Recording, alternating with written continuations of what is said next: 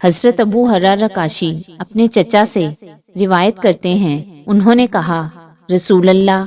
صلی اللہ علیہ وآلہ وسلم نے فرمایا، سن لو، ظلم نہ کرو، کسی مسلمان کا مال اس کی خوشی کے بغیر حلال نہیں۔ حضرت عمران بن حسین رضی اللہ تعالیٰ عنہ نبی صلی اللہ علیہ وآلہ وسلم سے روایت کرتے ہیں کہ آپ صلی اللہ علیہ وآلہ وسلم نے فرمایا، اسلام میں جلب،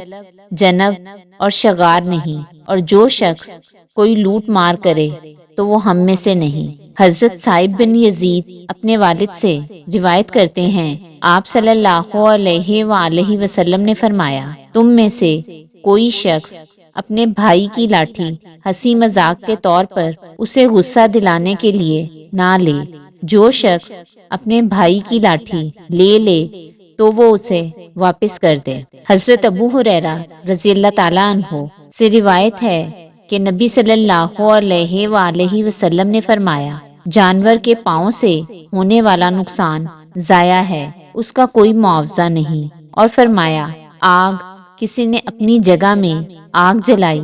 اور پھر آندھی اس آگ کو اڑا کر کسی اور جگہ لے گئی اور وہاں آگ لگ گئی تو اس کا نقصان ہے۔ حضرت سالم اپنے والد سے روایت کرتے ہیں، رسول اللہ صلی اللہ علیہ وآلہ وسلم نے فرمایا، جو شخص تھوڑی سی بھی زمین ناحق وصول کرے گا تو روز قیامت اسے 7 زمینوں تک دھسا دیا جائے گا۔